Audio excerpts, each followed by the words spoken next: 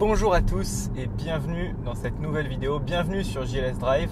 On se retrouve aujourd'hui donc pour un format un peu différent où je vais parler donc du moteur de la DS4 dans laquelle je me trouve, le 1,2 litre PureTech.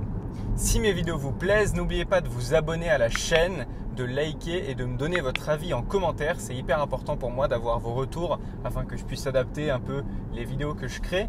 N'oubliez pas aussi de me suivre sur Instagram et sur TikTok @JLSDrive pour être tenu au courant en exclusivité des vidéos qui vont sortir sur la chaîne. Et puis comme d'habitude, si vous cherchez un vidéaste pour réaliser tout type de vidéos pour votre entreprise dans l'automobile, mais pas que, mon adresse email professionnelle se trouve dans la description. Petit disclaimer aussi avant de commencer la vidéo, je ne suis ni mécanicien ni ingénieur, simplement un passionné qui essaye de comprendre des choses et de donner son avis. Donc si je dis des choses qui sont inexactes, n'hésitez pas à le mettre dans les commentaires, mais toujours dans le respect, toujours poliment. Voilà, c'est YouTube, on essaye de vulgariser. C'est possible que je dise des choses qui ne sont pas exactement vraies, j'ai pas la science infuse.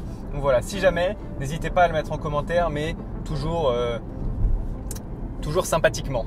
Alors on se retrouve aujourd'hui au volant de cette DS4. La vidéo essai de cette voiture que j'ai sortie il y a quelques mois maintenant vous avez énormément plu, donc je me suis dit pourquoi pas faire une autre vidéo avec cette voiture. On va parler aujourd'hui de son moteur, donc le 1,2 litre PureTech. Je sais qu'il y a déjà énormément de vidéos sur internet à propos de ce moteur, mais j'avais envie de faire la mienne, j'avais envie de donner un peu mon avis, mon ressenti sur ce moteur, et puis de toute façon c'est ma chaîne donc je fais ce que j'ai envie. Je ne vais pas reparler des caractéristiques vraiment techniques de ce moteur, si ce n'est que en fonction des voitures dans lesquelles on le retrouve, il marche correctement. Il y a pas mal de couples grâce au turbo, l'agrément est correct. J'en parlerai en fin de vidéo. C'est pas catastrophique, mais c'est pas incroyable et ça vaut certainement pas tous les problèmes de fiabilité que l'on peut rencontrer. Toujours donc pour commencer par un peu d'histoire, donc le moteur 1,2 litre PureTech, il sort en 2012 pour remplacer les moteurs essence TU, donc de chez Peugeot Citroën.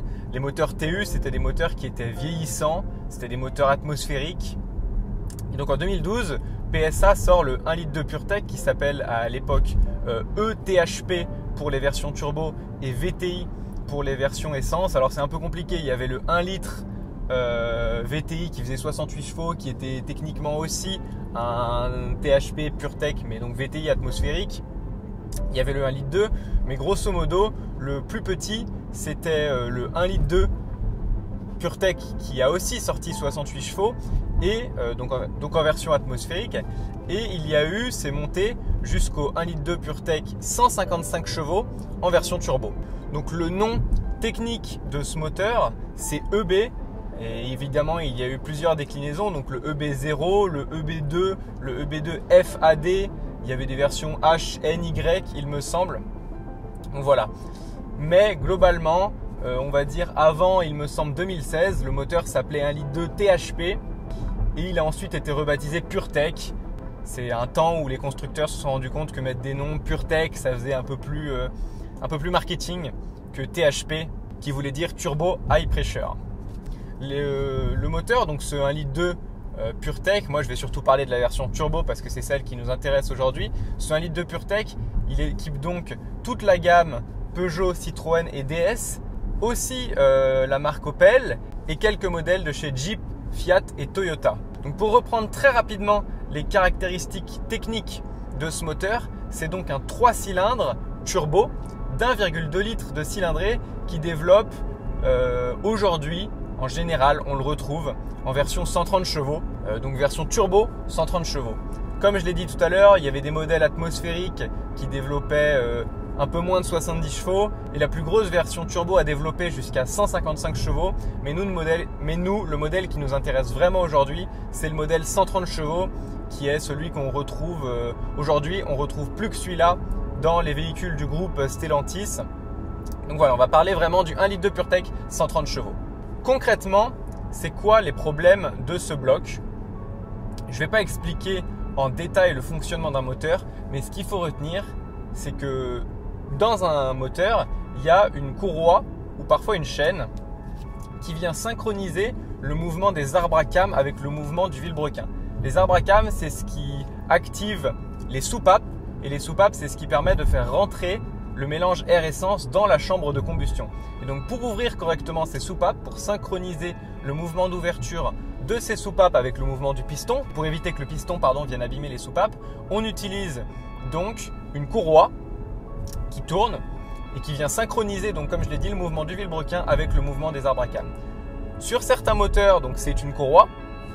Sur certains moteurs, c'est une chaîne. La courroie a l'avantage d'être plus souple et un peu moins bruyante, un peu moins rugueuse à l'usage, mais il faut la remplacer tous les parfois 100 000 km par exemple. La chaîne a l'avantage de souvent ne pas avoir à être remplacée, mais par contre elle donne un comportement un peu plus rugueux au moteur et elle est souvent un peu plus bruyante. Il y a aussi des questions de rendement, une courroie frotte un peu moins et offre donc un meilleur rendement au moteur qu'une chaîne. Après, le coût de la chaîne qui n'est techniquement pas remplacé, il faut prendre ses précautions. Parfois, et on a souvent vu les moteurs avoir des problèmes de chaîne et les utilisateurs avoir à remplacer la chaîne avant, entre guillemets, la fin de la durée de vie de la voiture. Donc voilà, c'est grosso modo les caractéristiques de chacun de ces types de distribution, mais ce n'est pas forcément une vérité générale. Sur le 1 litre de PureTech, ils ont décidé d'utiliser une courroie, certes, mais ils ont aussi choisi de la faire baigner dans l'huile, un peu comme une chaîne. Ce système, quand il est bien conçu, il présente plusieurs avantages, notamment 2 ou 3. C'est d'augmenter techniquement la durée de vie de la courroie. Ça permet de réduire les frottements de la courroie et des différents pignons. Et ça permet aussi de réduire le bruit lié à la distribution dans le moteur. Le problème, c'est que sur le 1 litre de PureTech, ce système de courroie humide, donc qui baigne dans l'huile, a été mal exécuté et ça entraîne des problèmes de fiabilité. Concrètement, qu'est-ce qui se passe? En fait, la courroie, à force de baigner dans l'huile, le caoutchouc va se déliter, le caoutchouc va perdre des petits morceaux concrètement. Et ces petits morceaux, en fait, vont venir boucher la crépine, donc le tuyau d'aspiration d'huile. Le problème, c'est que quand on bouche la crépine, justement, ça vient perturber la bonne lubrification du moteur. L'huile, c'est hyper important aussi bien pour la lubrification que pour le refroidissement. Et cette crépine bouchée, ça vient perturber le refroidissement du moteur. Et dans un premier temps, le fait que le circuit d'huile fonctionne mal, ça vient entraîner des problèmes notamment liés à la bonne lubrification du haut moteur. Et dans un second temps, ça peut venir entraîner des casses turbo. Le turbo, c'est une pièce qui a besoin d'être vraiment bien lubrifiée. Quand le circuit d'huile fonctionne mal, le turbo est mal lubrifié et ce dernier peut venir casser. Aussi, dans les cas les plus extrêmes, la courroie, à force de se déliter, elle peut venir tout bonnement casser. Et là, en général, c'est une casse moteur qui est irrémédiable. Et c'est dommage, souvent c'est des voitures qui ont très peu de kilomètres, parfois ça peut survenir avant 100 000. Casser un moteur avant 100 000, quand on l'a payé plusieurs dizaines de milliers d'euros, ça fait forcément un peu chier. Un autre problème du 1 litre de PureTech, c'est les problèmes de consommation d'huile. Concrètement, ça peut être lié à 2 défauts. Un défaut au niveau du désuileur, c'est un système qui vient capter les vapeurs d'huile pour contenir la surpression, ou un problème au niveau des segments, de la segmentation, c'est grosso merdo les joints entre les pistons et les cylindres. Ce problème de consommation d'huile, il est forcément aussi problématique. Ça veut dire que le moteur absorbe de l'huile ou qu'il y a des pertes d'huile, donc il peut y avoir des pertes de pression et la lubrification du moteur et la régulation de la température se font forcément pas correctement s'il y a une surconsommation d'huile anormale de la part du moteur. Concrètement, quelles sont les solutions à tous ces problèmes? Alors pour l'huile, PSA recommande un changement du désuileur si la consommation d'huile est contenue ou un changement du bloc complet si la consommation d'huile est excessive. Donc c'est super, si on consomme trop d'huile, faut changer tout le moteur.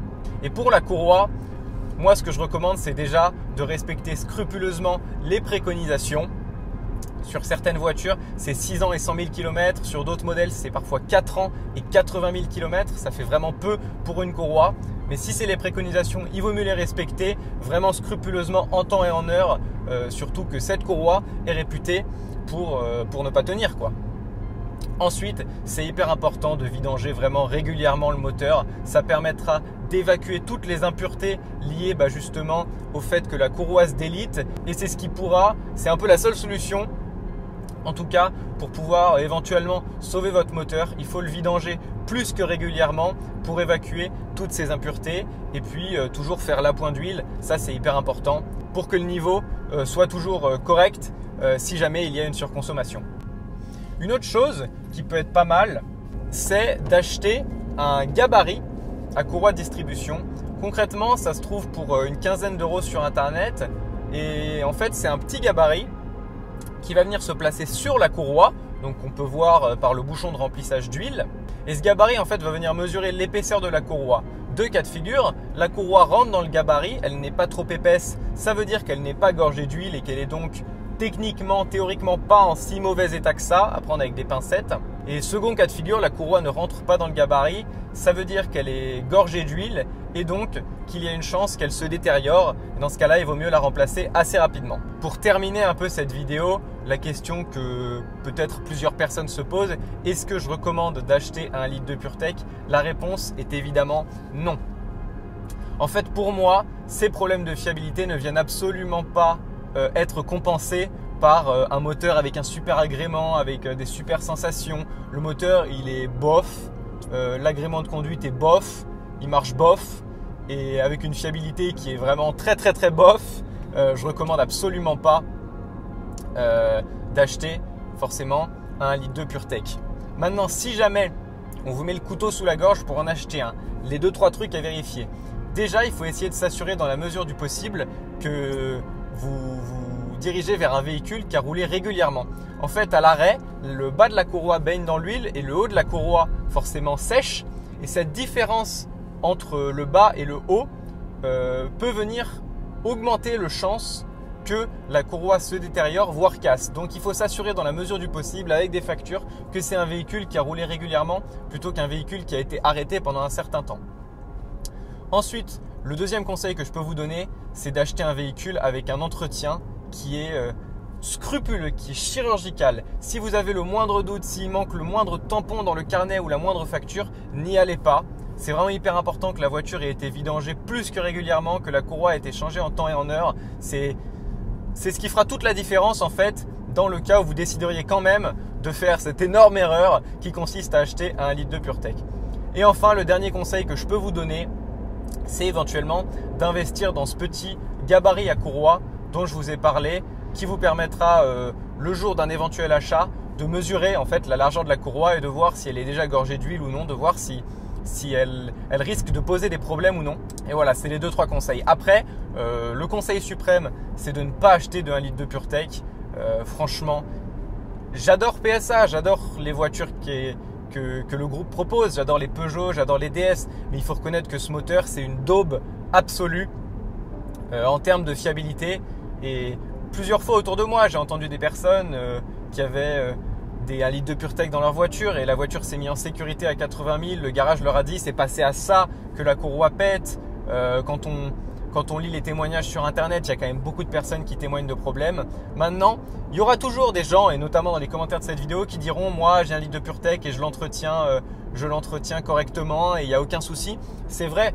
Maintenant, c'est sûr que si on voulait vraiment faire des statistiques précises et poussées, on se rendrait compte que c'est un moteur qui rencontre plus de problèmes que la moyenne. Et c'est vraiment dommage. Donc voilà. C'est vraiment dommage parce que comme je l'avais dit dans l'essai de cette DS, j'adore cette voiture. J'adore le toucher de route, j'adore le feeling de conduite, j'adore même le design de la voiture. Mais le fait qu'elle soit équipée du 1 litre de PureTech, ça gâche tout. Et pour moi, par exemple, ça rendrait un achat complètement impossible. Alors qu'une version 1 litre 6 PureTech 180, c'est pas le moteur le plus fiable de l'univers, mais c'est quand même nettement mieux que le 1 litre 2. Dans cette voiture-là, ça aurait vraiment été pour moi un produit parfait. J'ai pas d'autres mots, ça aurait été parfait.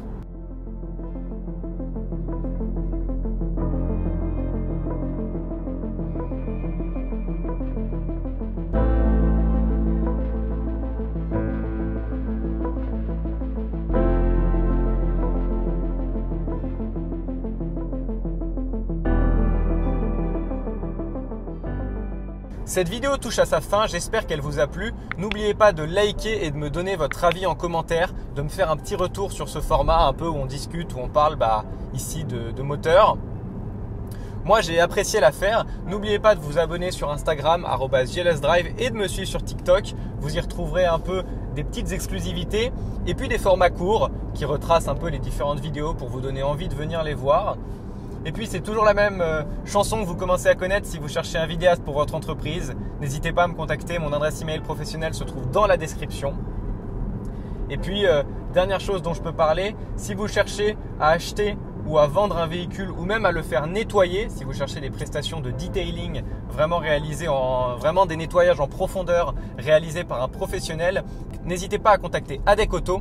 Ces informations de contact se trouvent dans la description et il se fera un plaisir de s'occuper de votre voiture. Sur ce, je vous remercie de m'avoir regardé et je vous dis à la prochaine. Ciao tout le monde.